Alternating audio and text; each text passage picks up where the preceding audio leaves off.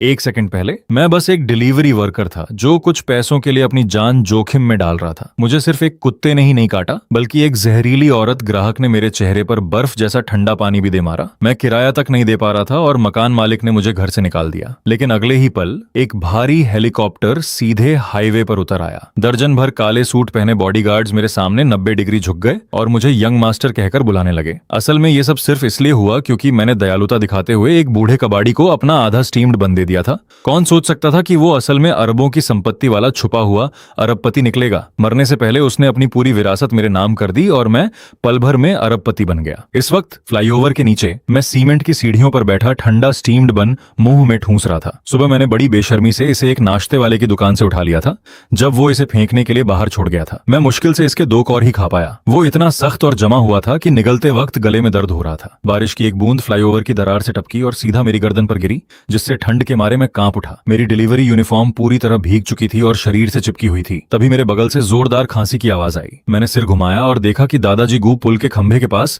सिकुड़कर बैठे थे। उनकी कमर झुकी हुई थी और वो इतनी बुरी तरह खांस रहे थे कि पूरा शरीर हिल रहा था। बूढ़े आदमी ने एक पुराना फौजी कोट पहन रखा था जिस पर अनगिनत पैबंद लगे थे। बारिश का पानी उनके सफेद बालों से लगातार टपक रहा था। मैंने भौहें सिकोड़ते हुए कहा कि उन्होंने फिर दवाई नहीं ली। दादाजी गू ने हाथ हिलाया। काफी देर बाद सांस संभाल कर बोले कि वो ठीक है, बस पुरानी बीमारी है। मैंने अपने हाथ में पकड़े आधे खाए बन को देखा, फिर उनके बैंगनी पड़े ठंडे होंठों को। बिना हिचकिचाए मैंने बन उनकी तरफ बढ़ा दिया और कहा कि इसे खा लीजिए, अभी आधा बाकी है। वो हिचकिचाए और बोले कि मेरे पास खुद खाने को नहीं है। मैंने बिना शर्माए झूठ बोला कि मैं अभी एक खाकर आया हूँ और पेट भर चुका है। मैंने कहा कि दौड़ना शुरू करूंगा तो ठंड भी नहीं लगेगी। अचानक मेरा फोन जोर से वाइब्रेट करने लगा। मैंने टूटी हुई स्क्रीन वाला फोन निकाला और ऑर्डर नोटिफिकेशन पागलों की तरह बजने लगा। ये नया ऑर्डर था, युंडिंग पेंट हाउस की 28वीं मंजिल पर डिलीवरी। नोट में साफ लिखा था कि खाना गर्म होना चाहिए वरना वो रिजेक्ट करके खराब रिव्यू देंगे। डिलीवरी का समय 35 मिनट था। युंडिंग पेंट हाउस सुनते ही मेरा दिल बैठ गया। वो शहर के पूर्वी हिस्से का सबसे आलीशान रिहायशी इलाका था। सिर्फ गेट पर सिक्योरिटी गार्ड्स से बहस करने में ही बहुत समय लग जाता। ऊपर से ऑर्डर के पास पेनल्टी की चेतावनी भी थी। लेट होने पर पूरा पैसा कटेगा